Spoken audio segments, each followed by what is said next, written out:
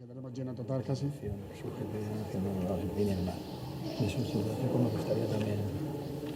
Bueno, buenas tardes.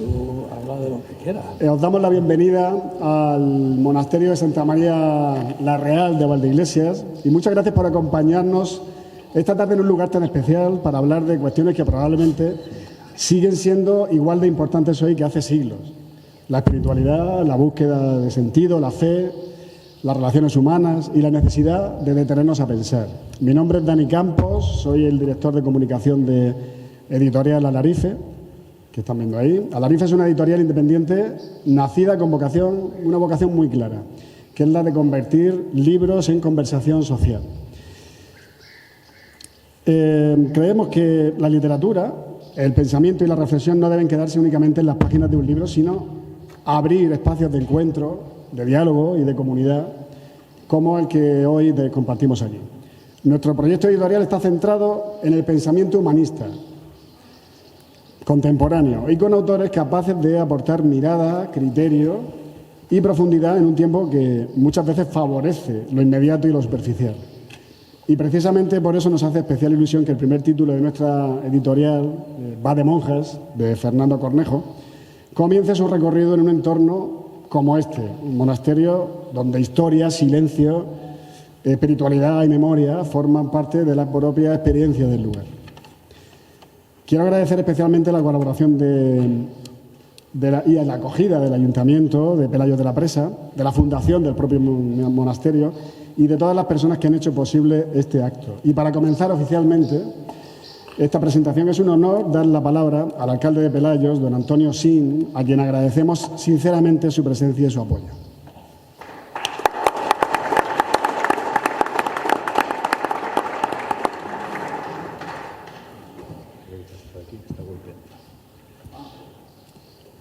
Bueno, buenas tardes a todos. Yo voy a ser breve, no os preocupéis. Yo estoy aquí esta tarde por tres motivos bien importantes. El primero, como ha comentado Dani, porque soy el alcalde de Pelayos de la Presa. Los que conocéis Pelayos, pues conocéis lo maravilloso que es nuestro pueblo, pequeñito, pero muy bonito.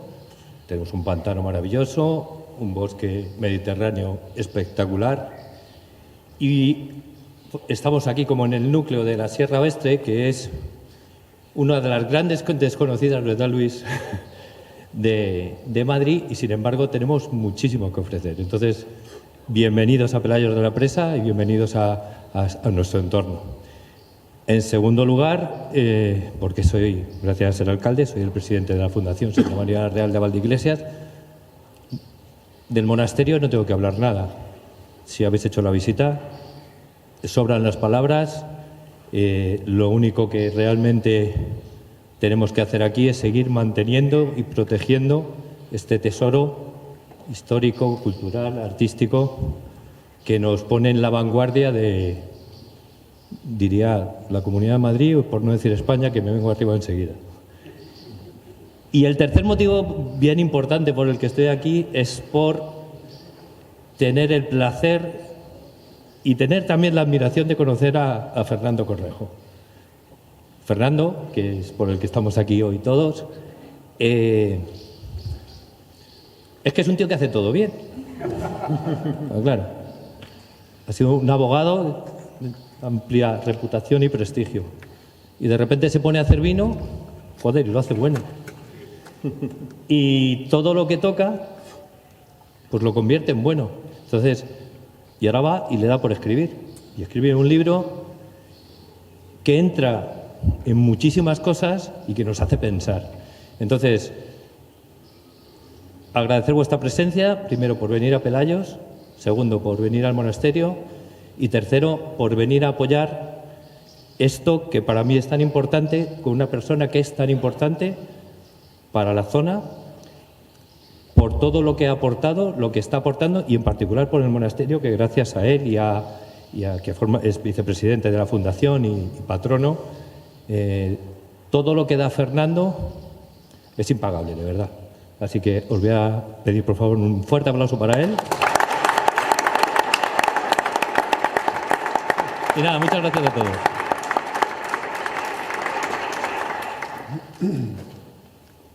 Bueno, pues continuamos ahora con el núcleo de esta tarde, la propia presentación de la novela, Va de monjas, el primer título de Editorial Alarife. Y para introducirnos en esta obra tenemos la suerte de contar con Joaquín Fernández Angulo, abogado y escritor, a quien agradecemos sinceramente su presencia y su generosidad por acompañarnos aquí hoy. Joaquín será el encargado de presentar este libro y de abrir algunas cuestiones que atraviesan sus páginas.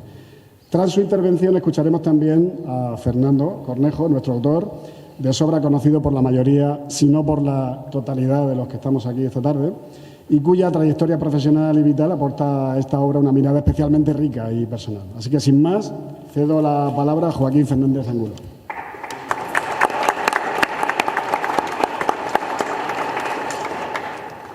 Bueno, pues aquí sale casi automático: in nomine Patris et Filii et Spiritus Sanctis. Amén. No sé si es el lugar más adecuado para hablar de placeres, pero hemos sido aquí convocados por un libro que nos llama al Carpe Diem. Como el excelentísimo señor alcalde, 3 razones. A mí me traen me experimento 3 placeres en esta presentación. En primer lugar, estar en este monasterio único. En segundo lugar, presentar al autor, Fernando Cornejo, y compartir su libro como ágora donde hacernos preguntas. El monasterio de Pelayos, que tiene su origen en 12 eremitorios visigodos, de ahí el nombre de Valle de las Iglesias o Valdeiglesias, que se unifican con Alfonso VII, y él me ha hecho subrayar que es rey de León, que el 30 de noviembre de 1150 concede el privilegio real para unificarlos en este monasterio. En este monasterio también, o a este monasterio, Álvaro de Luna les entregó 30.000 maravedíes para hacerle señor de San Martín.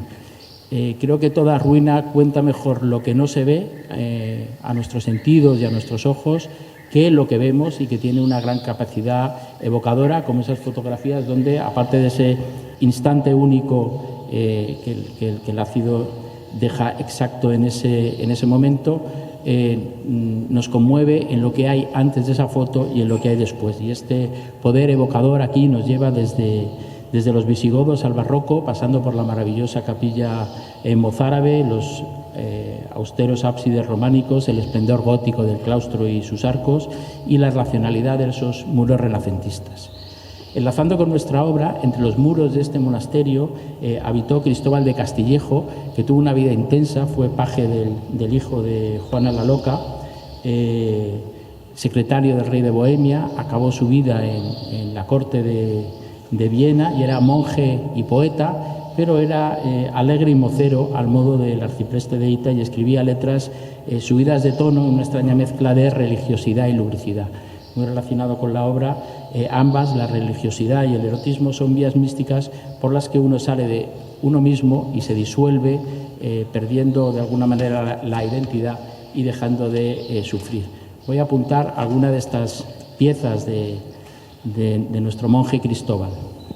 La primera dice así, dame amor, besos sin cuento, asida de mis cabellos, y 1.100 tras ellos, y tras ellos 1.100. Y después de muchos millares 3, y porque nadie lo sienta, desbaratemos la cuenta y contemos al revés. Una noria de besos extrañas en un monje de 1500. La segunda de las piezas es un diálogo, esto enlaza también con el libro de Va de monjas, que utiliza el diálogo de los protagonistas para trasladarnos enseñanzas, pensamientos y constructos intelectuales. Es un diálogo con Aletio, y le dice: dicho habéis, Aletio, cuanto sabéis, de las doncellas seglares y cosas particulares con que más las ofendéis, pues dejadas estas ya por agraviadas, tan sin causa y tan sin tiempo, mostrad vuestro atrevimiento también contra las sagradas. Ya sé que se llaman monjas y que es peligrosa gente, peligrosa y deseosa, y aun si más queréis que os diga, alguna de ellas no amiga de la vida religiosa. ¿Cuál es esa? Alguna que, aunque profesa, tomaría por partido estar más sobre el marido que encima de su abadesa. Y ahí lo dejamos.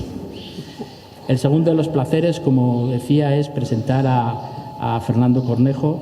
Los dos somos abogados, nadie es perfecto, pero él lo compensa habiendo sido, y aquí también obligatoriamente tengo que leer por todo lo que ha sido, seminarista, vendedor ambulante de mantecadas, profesor, actor de teatro aficionado, constructor, escultor, activista, promotor y gestor cultural, restaurador patrimonial, coleccionista, viticultor, aquí conocéis bien la bodega Marañones, empresario, patrono de fundaciones, presidente de asociaciones, etcétera. Bástame decir que el León ha reconstruido todo un pueblo con sus manos durante más de 40 años para que no se perdiera. Él era el socio director en el despacho en el que yo trabajé durante 4 años y yo veía ahí cómo conjugaba sucesivamente todos los verbos estando plenamente dedicado cada vez. Él se dedicaba a comprar, a viajar, a vender, a leer, a observar, a perder, a ganar, a analizar, a reunirse, a convencer en esa reunión a todos los que estaban presentes, que era uno de sus fuertes, a preguntar también sabiendo las respuestas, etc. Y ahora se ha hecho escritor y ha conjugado el verbo escribir y lo hace como es él, sin artificios y hasta las últimas consecuencias. En todas esas actividades ni un alarde en los triunfos y ni una sola queja en los contratiempos, y esa es la extrema elegancia de la gente recia. No confunde tener con ser y eso, pues entendiendo, es harto difícil. Eso sí, los consejos que me daba entonces no eran aptos para los oídos de una madre. Verle sigue siendo el mejor antidepresivo.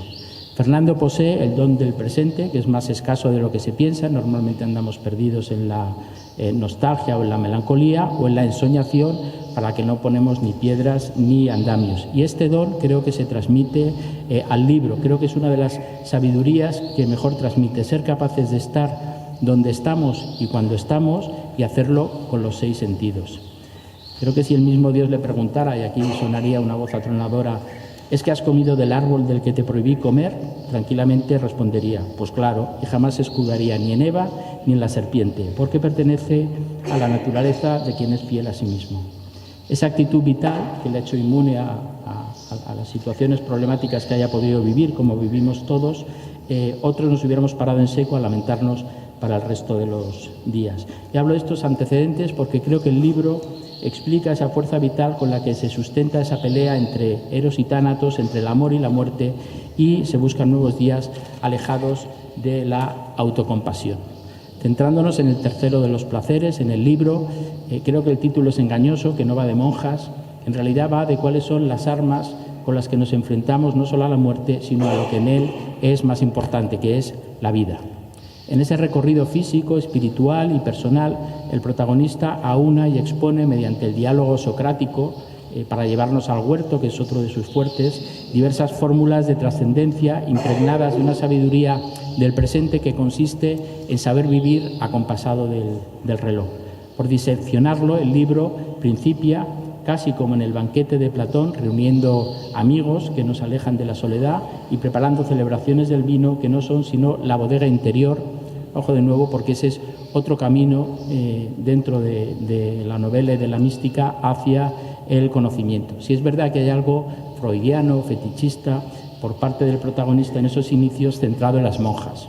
Nos habla de la textura de los hábitos cuando le abrazaban y cogían en brazos, sensaciones explosivas producidas por el toque de la patena en la garganta a las chicas, portar el cesto con el cabello recién cortado de las novicias, incendiado siempre por un deseo de acercamiento, o presentarse como ayudante de obra para que una monja en tratos con un amigo suyo le presentara a otra hermana. Queda así ya en el disparadero una trama sobre la que lloverán a horas. Creo que es un texto de enseñanza sin paños de pureza, libre y expuesto de la batalla entre el tiempo y el cementerio, un paseo, como decimos, entre el amor y la muerte. Marcelo, el protagonista, milita en la creencia de un principio motor al que unos llaman Dios y él entiende como quiero ser un árbol, algo así como el poema juanramoniano o la compresión de que me moriré y seguirán los pájaros cantando, porque somos partes con identidades que se disuelven en esa unidad a la que pertenecemos todos los seres vivos. Encuentra el refugio en los aspectos físicos, incluido el amor. La religión ni la profesa ni es su enemiga. Es una mística lúdica a través de la cual se trasciende. No hablamos ni de sor predispuesta ni de sor caricias. Hablamos de sor vida y cuando se acabe seguiremos formando parte de ella. La otra protagonista, Lucía, sí está herida de religión. Se la han impuesto y le han hecho daño con ella, pero aunque a veces se sitúa en los antípodas de la religión en algunos de sus comportamientos, persiste en buscar consuelo bajo sus normas. Ambos comparten un trecho del camino y buscan trascenderse rezando o amando, o poniendo así al orden reglado de todas las religiones la espiritualidad de un verso libre. Las citas de la poeta Raquel Lanceros creo que son una buena brújula sobre hacia dónde va cada parte del libro. Para la primera parte nos dice: no se pisan jamás las mismas huellas. Heráclito dijo algo parecido. Sin embargo, conducen al lugar donde estamos. El corazón tiene forma de río. Toda la vida está desembocando en alguna parte. Para la segunda parte, la belleza y el milagro de la vida, 2 versos que dicen así: existen bosques blancos donde llueven a horas y las promesas corren en busca de una sombra. Y para la tercera parte, sin que sea un spoiler de lo que ocurre, nos dice: algunas veces el amor se bifurca para ocupar 2 cauces diferentes que arrastran hacia el mar la misma agua. No hay verdad más profunda que la vida. Hay a lo largo del texto diversas píldoras de conocimiento, como cuando le dice el protagonista: ¿sabes que tu cuerpo tiene más inteligencia que la mente? Busca ahí. Dice cosas como: si paro me oxido. Para los que vivimos más en la molicie esto nos hace mucha gracia. Y el único Dios verdadero es la vida y no necesita tener sentido. Pues, además de la lectura por la que uno se desliza placenteramente en el libro, es en conjunto una lección. Y en este campo, como nos indica, todos tenemos mucho que aprender y mucho que mostrar. Muchas gracias.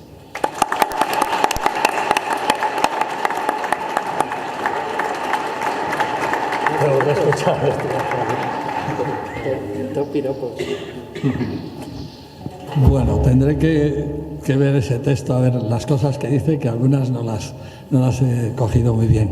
Gracias, muchas gracias a todos, lo primero, por venir, por estar aquí. Y bueno, espero que os resulte interesante, ¿no?, el haber venido.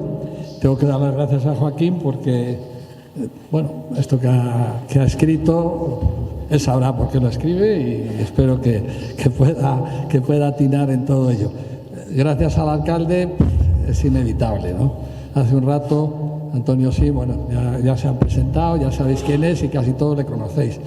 Pero a mediodía le escribí a una persona algo que me salió así y lo quiero decir aquí.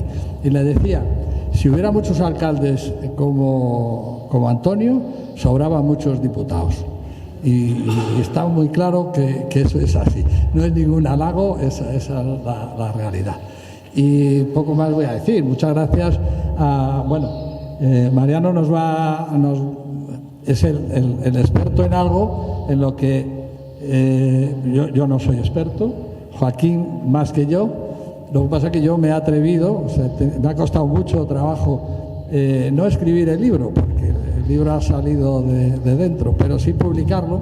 He tenido que asegurarme a través de terceras personas y de cuartas de que, bueno, por lo menos se podía leer, ¿no? Y tenía una cierta calidad literaria, pero porque me arranco en temas que no doy, ya os lo anticipo, el libro no plantea ningún tipo de solución, que nunca me atrevería yo a darla para nada, pero sí plantea interrogantes, preguntas, y además reconoceréis en él, bueno, los que habéis leído ya el libro me lo habéis dicho así, reconoceréis que son preguntas que no las hacemos todos, lo que pasa es que no paramos a hacerlas. Bueno, pues al hilo de un relato, de una novela, que fundamentalmente es novela, no perdamos eso de vista, y que hay que entretenerse y divertirse con ella y tal, pues al hilo de eso sacáis alguna reflexión y encima, además aprovecho para decirlo, porque los de la editorial hacen sus cosas estas de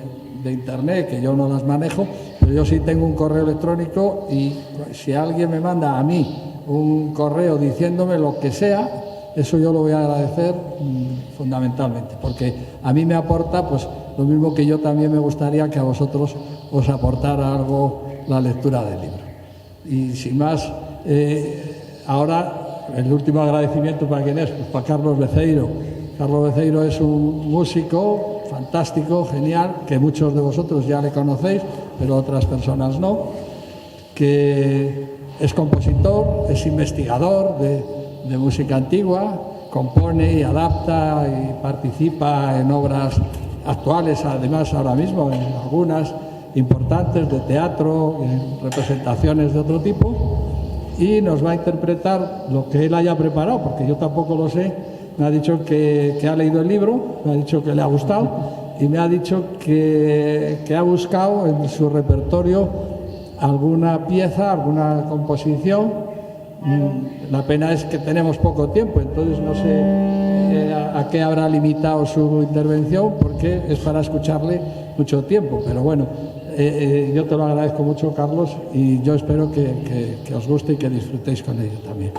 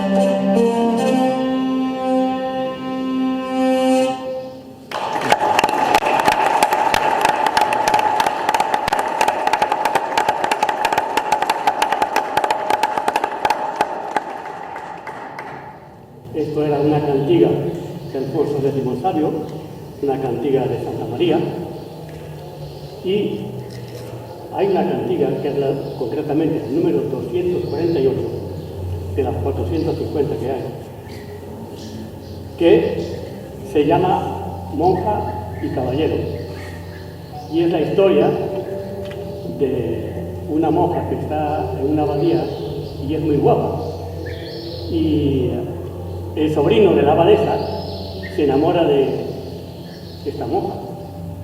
Entonces, pues, le tira los tejos y tal. Pues no. Entonces, insiste el caballero y una noche se despierta la monja y entonces se va como a pedir permiso a la Virgen para que se quiera ir de la abadía y casarse con este caballero. Y entonces cuando termina de explicarle toda la historia y se va a su celda, la imagen de la Virgen se pone en la puerta y no la deja salir. Entonces sigue y la segunda vez que decide irse con el caballero no le dice nada. Entonces deja los hábitos, se casa con este caballero, son muy felices, tienen hijos y pasan los años y ella sueña con la Virgen que le dice: has hecho mal y tienes que volver a los hábitos. Efectivamente, se lo contó al marido y el marido le dijo: me parece muy bien, y yo también me voy a otra abadía. Y se fueron los dos por su sitio y esa es la historia. 248, monja y caballero. Y ahora, va de monjas, es una pieza del repertorio de flauta y flauta maragata y tamborín de la zona de Astorga.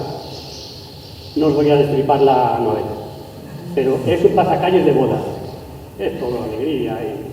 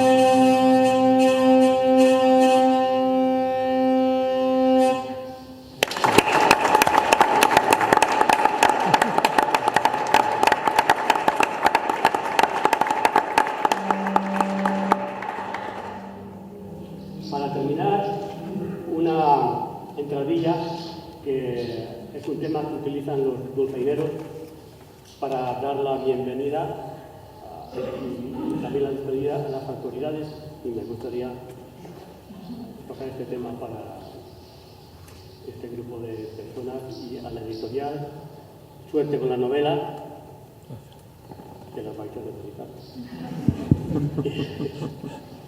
Y muchas gracias a Fernando por contar conmigo para este acto tan especial.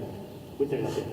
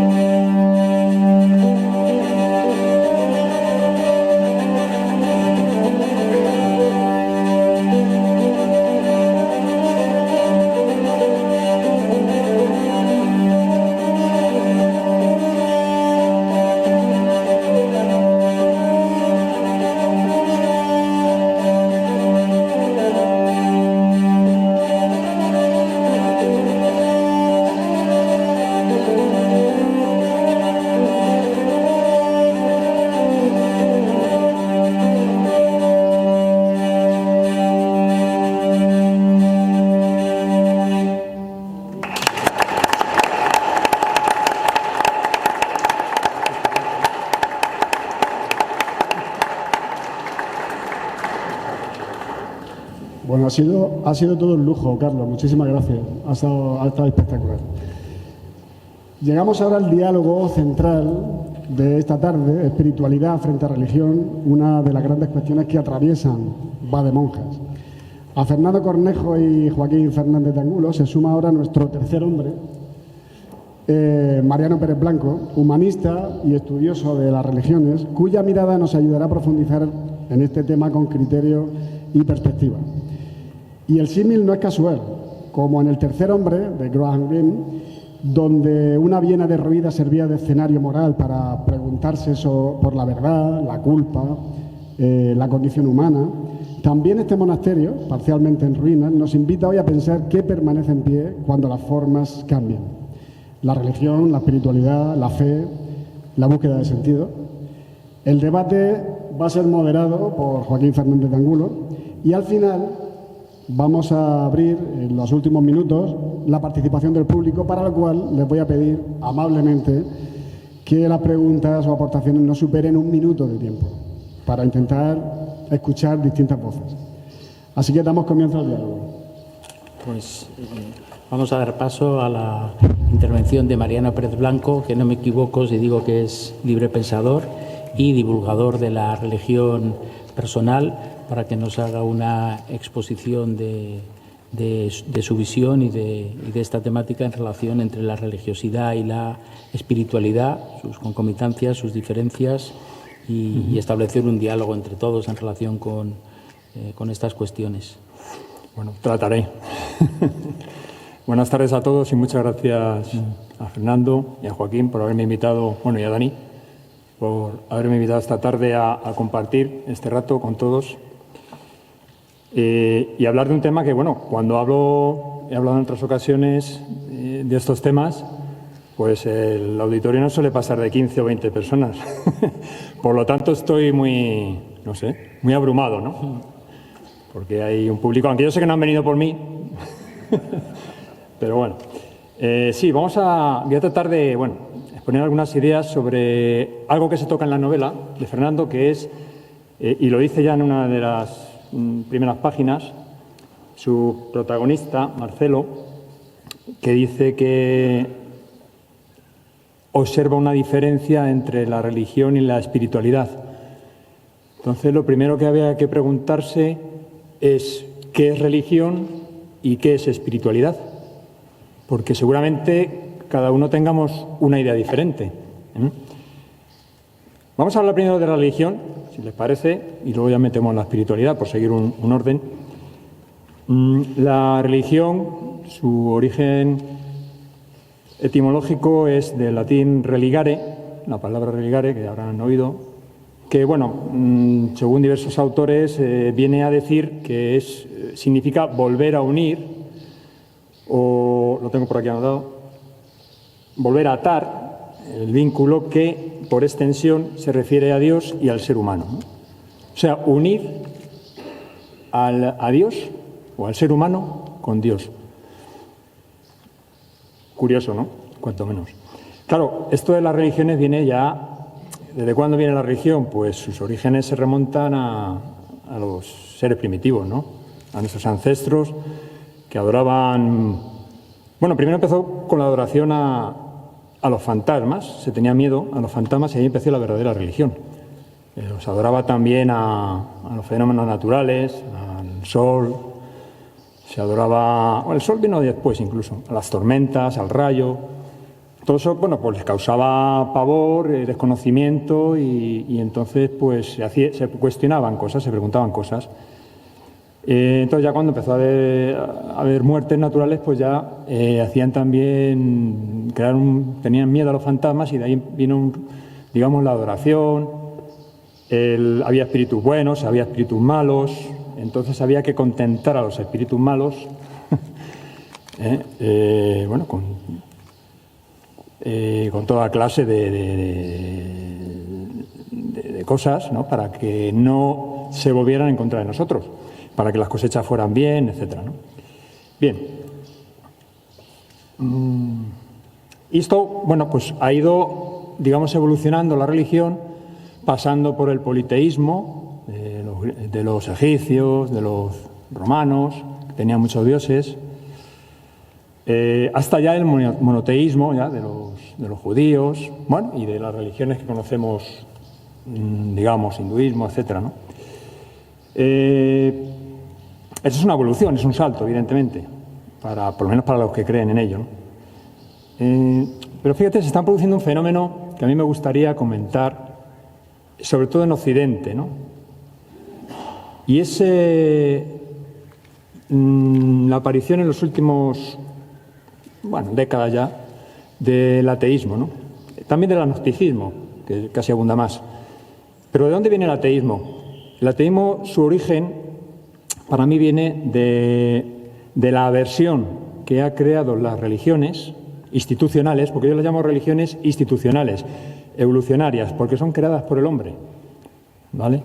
Entonces, por las cosas que han hecho y demás, que todos conocemos, ha creado una aversión en los seres humanos, eso unido a la ciencia, a los descubrimientos de la ciencia, que, bueno, han tirado por tierra muchas supersticiones y demás que se basaban las religiones en ellas, y eso, entre los dos, pues han parido lo que es el ateísmo, ¿no? Que abunda bastante más de lo que nos creemos, ¿no? No sé, habría que hacer una encuesta aquí a los presentes, ¿no? A mí me acuerdo muchas veces de cuando hablo de esto de una imagen, de una fotografía de 1936, de unos mercenarios, unos republicanos, perdón, que estaban apuntando contra la estatua que había de Jesús en el Cerro de los Ángeles. No sé si lo han visto alguna vez. Curioso, no había... estaban fusilándolo. Fíjese qué grado de aversión había ya en la gente contra la institución religiosa. Bueno, pues, hombre, no llegamos a eso hoy en día, afortunadamente, pero sigue estando ahí el ateísmo, ¿no? De hecho, en el libro también se comenta, si me permite Marcelo, perdón, Marcelo. Marcelo es el protagonista, ¿no? El maese Arturo es un personaje que también interviene en la novela, que dice que el individuo libre y pleno en su capacidad de pensar no puede ser buen creyente. Al creyente y a todos se le maneja organizándole todo su comportamiento social. Es decir, da a entender que las religiones tratan de manipular a las mentes humanas, a las mentes de los hombres y de las mujeres, para, bueno, sobre todo para su beneficio, seguramente, ¿no? Pero ojo, que no se me malinterprete que no estoy en contra totalmente de las religiones, porque también han hecho su bien, han, digamos, sujetado moralmente a muchos pueblos, ¿no? Sin las religiones hubiéramos sido mucho más salvajes. O sea, que su parte buena también tienen. Pero claro, yo voy a tratar de conciliar lo que es la religión con la espiritualidad, ¿vale? Es lo que trato un poco de contarles, que es lo que yo llamo la religión personal o del espíritu. ¿Qué es la espiritualidad? Me gustaría saber qué es la espiritualidad.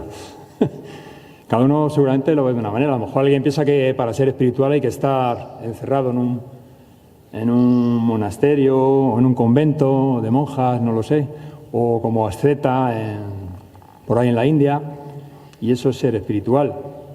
Yo no lo pienso así. La espiritualidad se vive día a día y se vive con nuestras decisiones. Entonces, ¿por qué digo que concilio religión y espiritualidad? La religión del espíritu, que es la religión personal, todos tenemos dentro un espíritu divino, una chispa divina. Esa chispa divina, lo que nosotros debemos de tratar de hacer es no solo comunicarnos con ella, sino hacer, por así decirlo, descubrir cuál es su voluntad, cuál es la voluntad del que está ahí arriba, y descubriendo los valores que nos deben de regir. Los valores de verdad, los valores cósmicos, los valores eternos, no los valores de moda. Entonces tenemos que hacer ese trabajo de introspección necesario de vez en cuando, cada uno se marca sus tiempos, para buscar lo que es la voluntad, por así decirlo, de nuestro espíritu y comulgar con él. A Dios no hay que, no sé si se dice también en el libro, a Dios hay que sentirlo, creo que lo dices también en alguna frase, ¿no? No es tanto verlo, sino sentirlo. Y para sentirlo tenemos que hacer todo lo posible para buscar esa parte que todos tenemos dentro de nosotros. Desde que tomamos la primera decisión moral, ya apenas con 5 años, ya habita dentro de nosotros y nos acompaña. Nos acompaña en un viaje que puede ser eterno, si queremos. Si no, no. Eso sería lo que propongo como religión personal, que no necesita de intermediarios. Nosotros no necesitamos de intermediarios para tener esa relación personal con Dios. Está bien, bueno, tampoco vamos a decir que no haya lugares donde reunirnos y, bueno, como ahora, por ejemplo, ¿no? Y hablar de todo esto, pero es verdad que no necesitas intermediarios para tener a Dios. Y hasta las mismas religiones institucionales lo reconocen.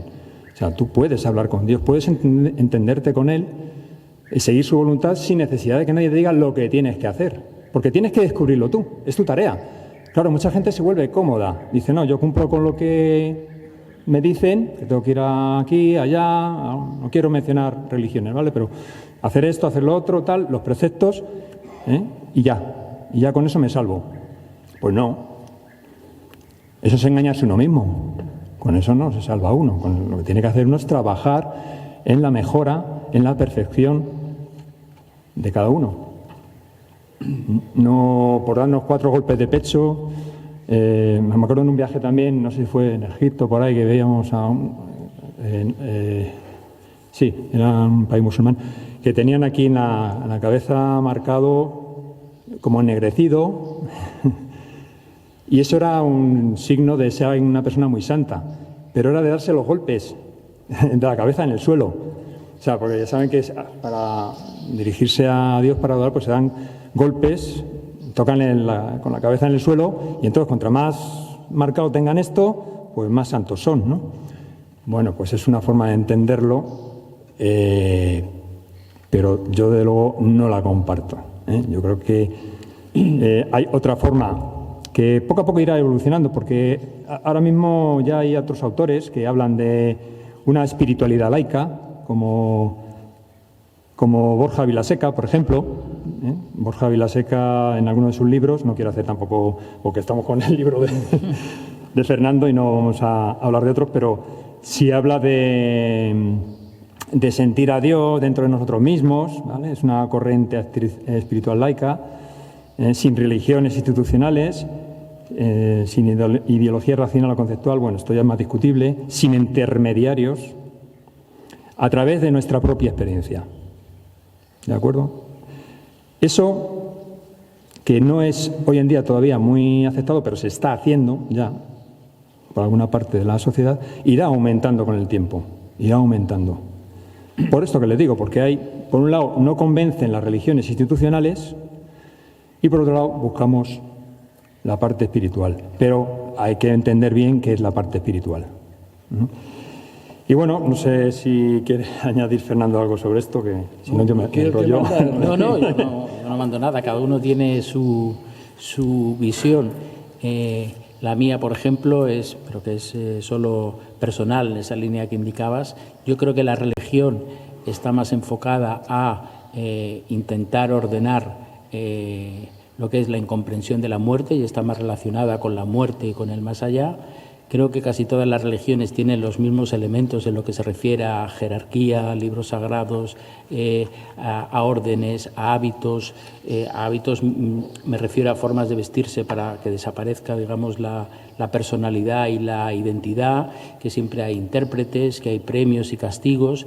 Y la espiritualidad la relaciono, a lo mejor quizá en ese sentido laico que decías, con la forma de ir más allá de uno mismo, dentro de la vida, más relacionado con la vida y la forma de estar en el mundo, con la vida sin necesidad de que eso nos salve o nos regale algo después de la muerte. Y ahí incluiría la filosofía, el arte, la poética, ayudar a los demás.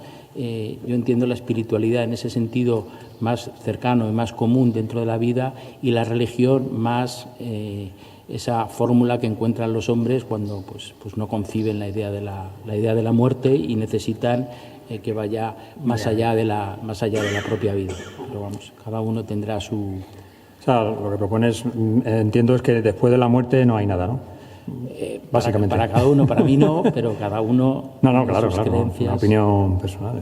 Y creo que eso no significa que la vida deje de tener sentido o que no haya que actuar de la mejor manera posible y de una manera ética, incluso en el trabajo y en cada una de las facetas y en nuestra manera de relacionarnos con los demás. Sí, pero todo eso ¿para qué sería al final? Porque si luego ya no queda nada, qué triste, ¿no? En sí mismo, es verdad que el carpe diem, digamos, al final siempre ganan los del memento mori. Al final nos vamos a morir y está claro que eso es que siempre van a tener esa victoria final, pero mientras dure, pues sin necesidad de entrar en la religión, creo que se puede vivir de una manera espiritual.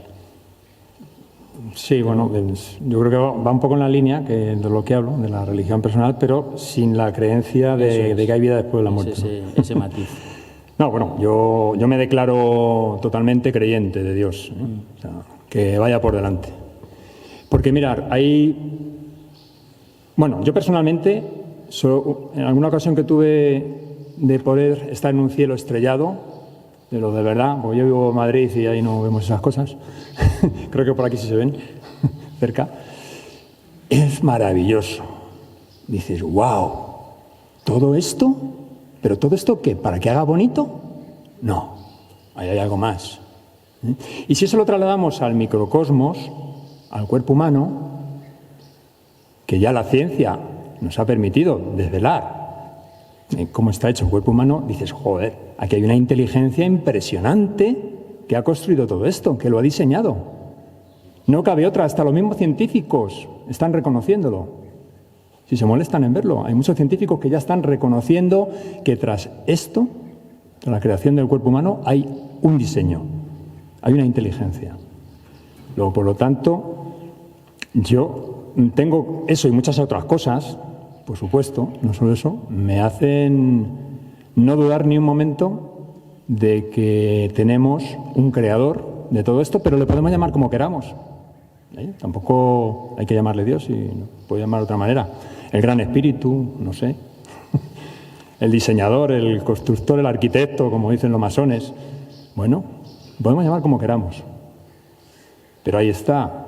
Y en una conversación que hemos tenido anteriormente, en otro día, claro, decíamos, pero bueno, Dios, porque Fernando es más de verlo un poco que Dios está en todas partes, ¿no? Pero que no tiene personalidad. Eso creo que me dijiste, ¿no? Como si quieres... Sí, vamos a hacer spoilers de la... No, bueno, no, pero es que, a ver, que el tema, no quiero tampoco, ni esta conversación debe dar a entender que la novela va solo de estas definiciones. Yo lo que observo, estoy aquí en el medio por casualidad y el debate es entre ellos, pero y digamos que lo pongo en la novela. Pero en síntesis, yo diría, lo que cada uno de vosotros ha hecho o tú has hecho una exposición muy clara de algunos de los elementos que tú corroboras que constituyen las religiones, ya los habéis dicho, jerarquización, tal, no sé qué, y algunos de los elementos de la espiritualidad. Bueno, el otro día en una entrevista me preguntaban, ¿y qué diferencia hay? Pues sabían que el tema era este, y sin pensarlo demasiado, la respuesta que yo di fue, hay muchas diferencias y se está viendo, y si siguiéramos hablando veríamos muchas más en lo concreto. Pero para mí la diferencia fundamental entre espiritualidad y religión está en que la espiritualidad es algo que es común a la naturaleza humana desde todos los tiempos y en todo momento, desde que el hombre es hombre, tiene un componente espiritual, y en cambio las religiones son una creación humana, que utiliza a veces la propia espiritualidad, que compartimos todos, no hay nadie que pueda decir, no, yo no tengo nada de espiritualidad, o de algunos de los componentes que forman la espiritualidad, y algunas veces las religiones, que como tú has dicho, hacen su beneficio, pero en general casi todas las organizaciones humanas intentamos con ellas condicionar, orientar, manipular de alguna manera. Y para eso es la fundamental. Y luego en el otro aspecto, que vosotros parece que estáis un poco en contradicción, que yo tampoco lo sabía, esto no está preparado, que conste. No es contradicción. No, bueno, no es contradicción, vale, que si eres creyente, que si hay un más allá, que si hay otra vida después de la muerte, esa dicotomía que tú haces. Yo creo, o por lo menos he intentado transmitir a través de los personajes en el libro, que para mí solo hay una cosa y es la vida. Y en eso se conecta con eso. Si pensamos en lo que es la vida en sí y la maravilla de lo que es la vida, el proceso evolutivo, los condicionantes, la genética, si nos metemos de verdad en el fenómeno científico de lo que es la vida, de lo que es la naturaleza, y la vida además no somos solo nosotros, si nosotros somos esto pequeñito en un cosmos infinito, o sea, no somos nada, y sin embargo, que carga de todo tipo, de intelectual, de conciencia, de vida que tenemos nosotros, pues eso se puede compartir absolutamente con muchísimas especies y con todos los tiempos. Pues ahí está la clave. Si nosotros cuando muramos nos vamos a transformar y vamos a seguir siendo vida, llegar a saber si el espíritu anda por ahí, dónde está y tal, a mí me excede. Yo por lo menos eso ni me lo planteo. Yo me quedo aquí y busco a Dios en cada uno y busco a Dios en nosotros y en la naturaleza y ahí me quedo. Y eso te da una actitud que creo que es positiva y que no hace daño a nadie, además. Pero bueno, me quedo. Eso es verdad, si no hace daño es lo más importante, ¿no? Sí. Yo, aprovechando que puedo ir a las fuentes del autor, digo, en la novela veo dos personajes, Marcelo, que cree en lo que decías tú, en el gran motor, sin entrar en ese gran motor, digamos, que hay al final, y creo que tiene una vida espiritual y que para él lo importante es la vida, y creo que Lucía tiene una visión más religiosa, digamos, de trascendencia en relación con la muerte. Creo que por eso pensaba que en la novela se presenta esa dicotomía entre lo religioso y lo espiritual. Creo que el protagonista es más espiritual y más centrado en la vida, y ella está más agarrada, digamos, al rito y a la religión en sí misma que al otro. Sí, pero fíjate, hay una cosa, sin hacer spoiler tampoco, pero hay una frase de Marcelo, que también, porque yo tomé nota de algunas frases que me llamaron la atención, ¿no? Dice, lo importante es la elección subjetiva hacia uno de los dos lados, el bien y el mal. Fijaros que es una fundamental, que antes lo he dicho, ¿no? Las decisiones que se toman, los actos, las acciones que hacemos, eso, bajo mi punto de vista, lo que hace es hacer crecer el alma. Cuando tomamos las decisiones en el sentido correcto, vamos creciendo espiritualmente, porque al final el alma no deja de ser un cuerpo que trascenderá, aunque no lo crean así, trascenderá después de esta vida. Y, hombre, contra más, digamos, grande la tengas el alma, pues más has avanzado en el espíritu, o sea, más, porque al final esto es una carrera. Yo no quiero entrar en otros temas, pero de esto se podría hablar mucho. Pero claro, yo tampoco soy de los que piensa que mueres y ya te vas a tumbar en una nube ahí a tocar el arpa. O sea, no es eso, ¿vale? Eso nos lo venden así, pero no... Bueno, no es que no vendan esto exactamente, pero quiero decir que no es ya esta vida y la perfección, no. Hay mucho más. Sería absurdo pensar que en una vida vamos a ser ya... O en el purgatorio, ¿no? Es verdad que se habla del purgatorio.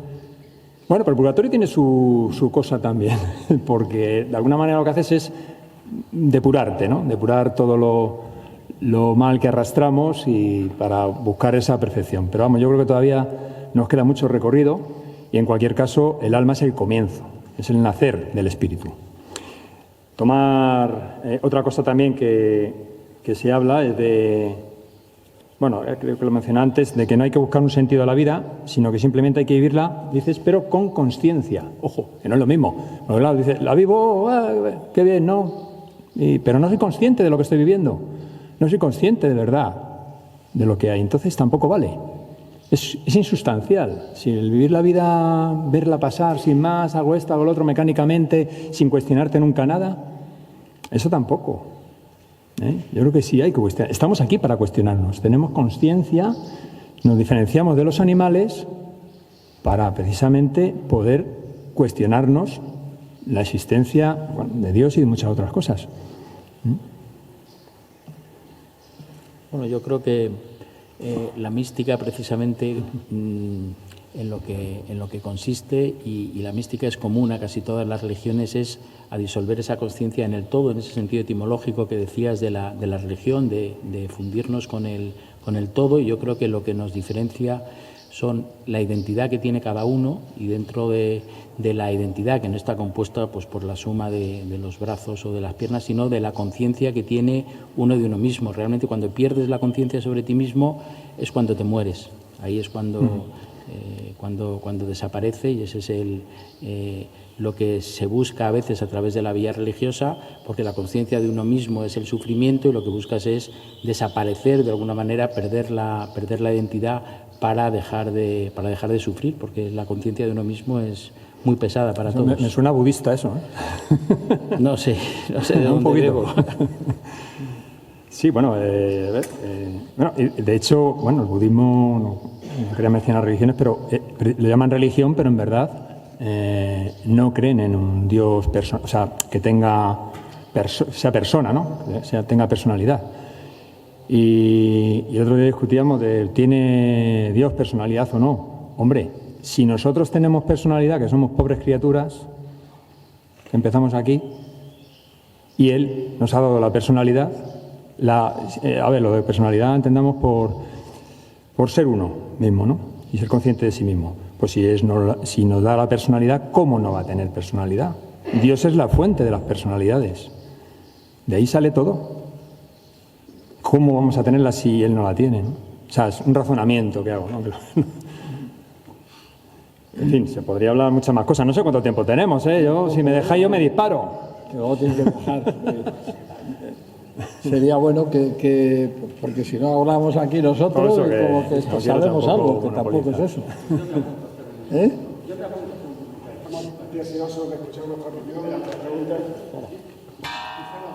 Es inalámbrico.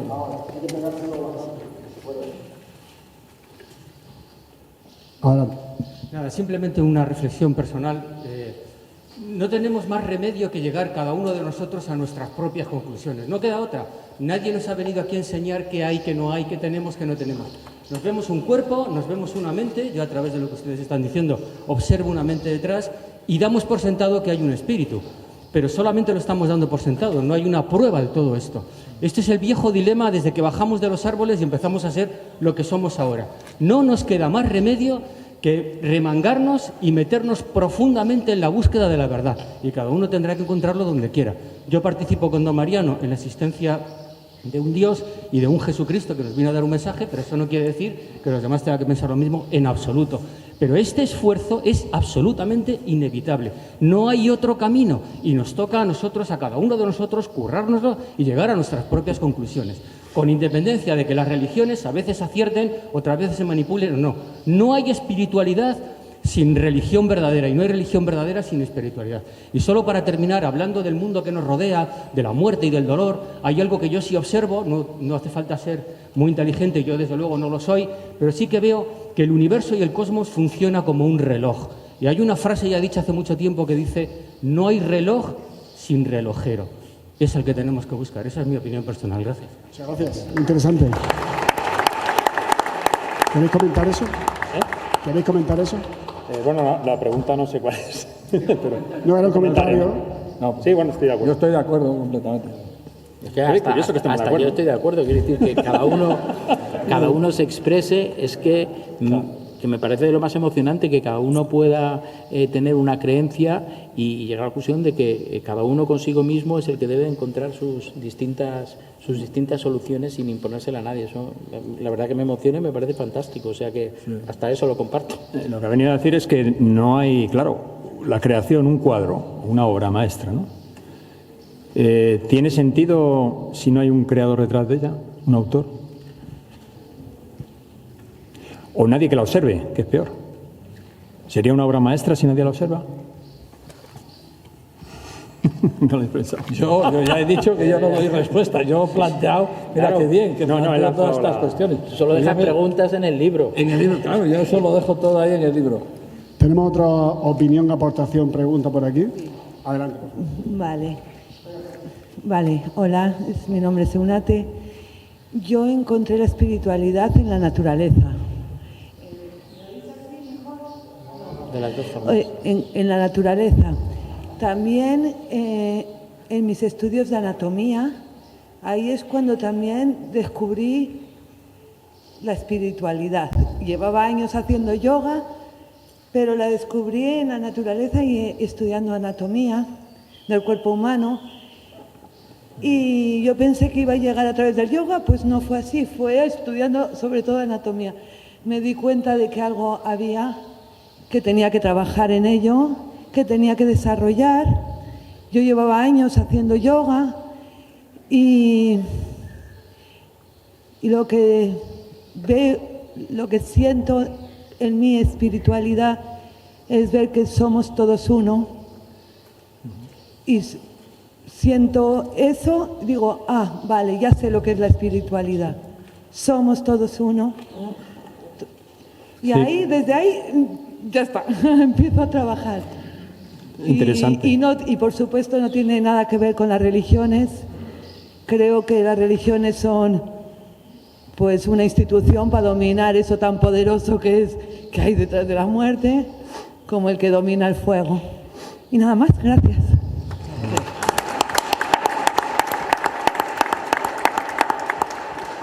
Bueno, habla de la espiritualidad, somos todos uno. No sé exactamente a qué se refería, pero bueno, yo quiero entender de que en el momento en que aceptamos que todos somos criaturas del Creador, hijos del Creador, pues eso nos hace hermanos. Eso nos hace hermanos, nos hace vernos como iguales, unos y otros, de todas las razas y colores, ojo, de todos los sitios. Lo que pasa es que hay hermanos que pueden estar más equivocados, toman decisiones incorrectas, abrazan el mal incluso, pero hermanos siguen siendo. Luego, cambiar ese chip de ver al otro como tu igual, eso cuesta mucho. Cuesta mucho, pero es un ejercicio que tenemos que hacer, tenemos que aprender y además nos ayuda a crecer en cuanto veamos al otro como igual. Eso es importante, ¿eh? Y en cuanto a lo de la naturaleza, yo te diría que a mí lo que me sirve la naturaleza es para inspirarme en la comunión con Dios.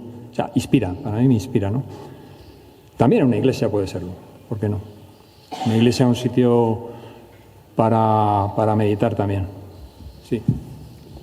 Yo quiero saber cuándo y por qué, es para Fernando solo, nace Vademonjas. ¿Cuándo y por qué? Pues no sé. Sí, se oye bien. Pues no lo sé. Ya te podría decir no lo sé y ya te he contestado. ¿Por qué? Pues tampoco lo sé. O sea, no lo tengo muy claro. Como tampoco tengo muy claro todo lo que planteo en la novela. Es decir, eso hay que partir de esa base. Nace pues como de un proceso vital que al final pues dices, lo voy a plantear de esta manera, con esos personajes, con unas situaciones. Una novela es una novela, pero sí que es verdad que el por qué la he escrito o por qué la he publicado no lo tengo demasiado claro, ¿eh? Quiero decir que me ha costado mucho trabajo, Joaquín es testigo de ello por muchas razones, porque cada uno de nosotros yo creo que debería escribir y muchos lo hacemos durante toda la vida para uno mismo, pero atreverme yo en este caso a publicar y a compartir lo que he escrito me ha costado mucho. No solo por la forma, que también hay que cuidar, que tenga un contexto de mínimo atractivo literario, etcétera, sino también por el fondo, porque en este caso, claro, no es contar un relato aséptico, este es un relato muy comprometido. Y a mí, las cuestiones que yo planteo en el libro, que no las tengo resueltas, ojo, que esa es la clave, ni tampoco me importa demasiado resolverlas, las cosas como son, sí que me gustaba compartir e invitar, y por eso lo hago con todo el mundo, también se ha apuntado, porque si nos damos cuenta estamos todos hablando de lo mismo, son pequeños desajustes, pero andamos todos en esto, ¿no? Y entonces sí me interesaba mucho y me apetece mucho compartir con otras personas lo que para mí es fundamental, que es ese planteamiento vital, primero de un vitalismo que hay quien piensa que es desbordado, pero bueno, yo creo que cada uno tenemos el nuestro y tampoco se puede forzar la máquina, pero compartir las dudas, que siempre las arrastramos todos, yo las he tenido, sobre temas que a mí me parecen que son importantes. Luego se puede debatir sobre, todos los días estamos hartos de oír tertulias y cosas y tal, sobre cosas que si tú lo analizas dices, ¿a mí qué más me da? Esta señora haga esto. Pero en cambio, cuando nosotros tenemos que reflexionar sobre lo nuestro, ay amigo, lo que de verdad nos preocupa, me da igual que sea el temor a la muerte, que tampoco hay por qué tener ningún miedo a la muerte, que es un fenómeno natural, o el más allá, o a dónde vamos después, o todo, bueno, que eso son una parte de lo que intento plantear como elemento de reflexión en el libro. Hoy hemos ceñido el debate a esto, como otras presentaciones que habrá en otros lugares elegiremos otros temas. Y ya digo, es simplemente un apunte. Al final me ha tocado ahora, pues porque ya soy mayor y ya está. Y hay que empezar tareas nuevas. Que como ha dicho el alcalde, ya he hecho demasiadas cosas en la vida. Pues nada más. Lo que sí intento es simplemente suscitar una reflexión individual. Y el camino es individual. No hay gurús, nadie podemos enseñar nada a nadie. Cada uno tiene que tener su propia experiencia y reflexionar. Y lo más que podemos hacer es apoyarnos un poquito y ya está. No sé si contesto con eso. Hola, buenas tardes. Soy Pablo Redondo, amigo personal de Fernando, desde hace ya un porrón de años, realmente, nos unió efectivamente como tanto, ¿verdad? Justo. El caso es que lo que está desarrollando con el libro Fernando aquí, yo creo que es una búsqueda personal que tenemos todos y esa búsqueda personal realmente la ejecutamos cada uno de diferentes formas y con sus diferentes medios, unos escribiendo, otros creando un plato de cocina, otros... tú puedes tener un abanico amplísimo de formas de buscar, estar en esa búsqueda, ¿no? Y esa búsqueda, hay personas, y yo también entiendo que yo puedo hacerlo desde el punto quizá a lo mejor más religioso, ¿no? Y lo ejecuto. Fernando el otro día y yo tuvimos una conversación en Casa de Vacas, porque yo estoy exponiendo allí, y entonces tengo una obra que efectivamente tiene un encuentro muy especial con esto que se está tratando ahora mismo, ¿no? Esa búsqueda personal y que cada uno la lleva de diferente forma, pero que en el fondo todos buscamos lo mismo, vamos, no creo que difiera mucho, creer, no creer, estar o no estar, pero sí que cada uno, y sobre todo cuando llega una cierta edad, estamos más en la búsqueda de esa... No más que en la búsqueda, lo que dice Fernando es... preguntándonos, ¿no? O sea, y eso es muy bonito, y sobre todo que yo creo que animo a cualquier persona que explore y que investigue esa parte interior que todos tenemos, y que de ahí se puede sacar algo muy especial y es capaz de generar cosas que en otra situación seguramente o con otras vivencias no somos capaces de desarrollar. Bueno, simplemente quería decir eso.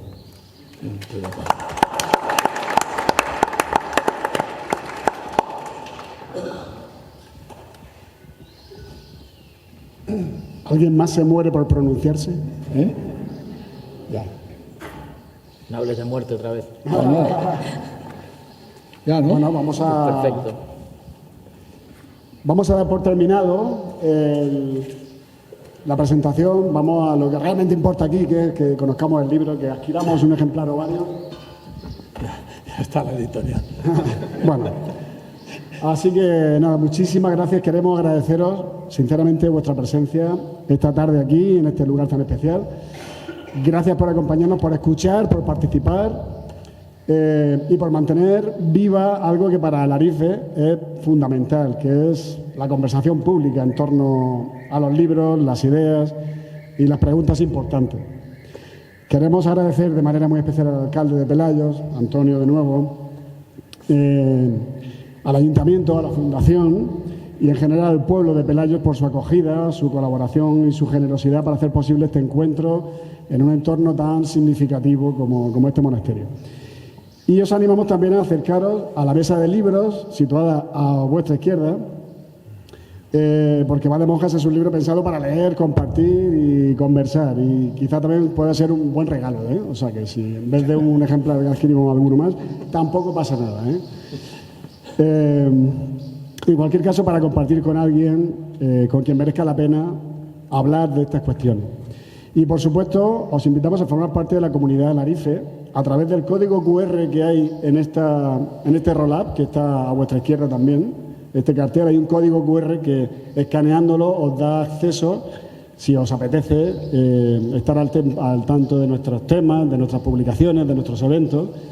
podéis pertenecer a la comunidad y estaremos encantados porque sois un público espectacular y es exactamente el público que necesitamos para seguir creciendo como editorial. Así que nada, a través de nuestra newsletter iremos compartiendo nuestras publicaciones, conversaciones, encuentros y contenidos relacionados con este proyecto editorial que hoy comienza su camino públicamente. Muchísimas gracias y buenas noches.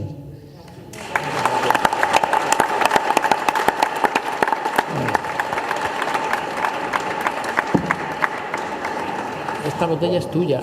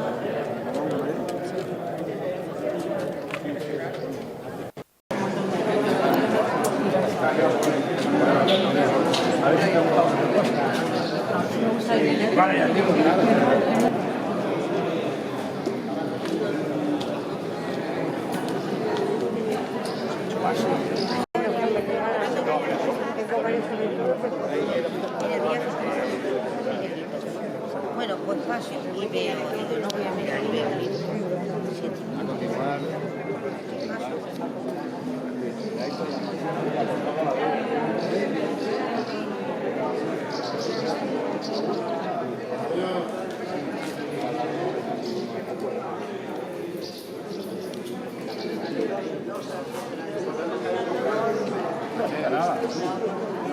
Está grabando.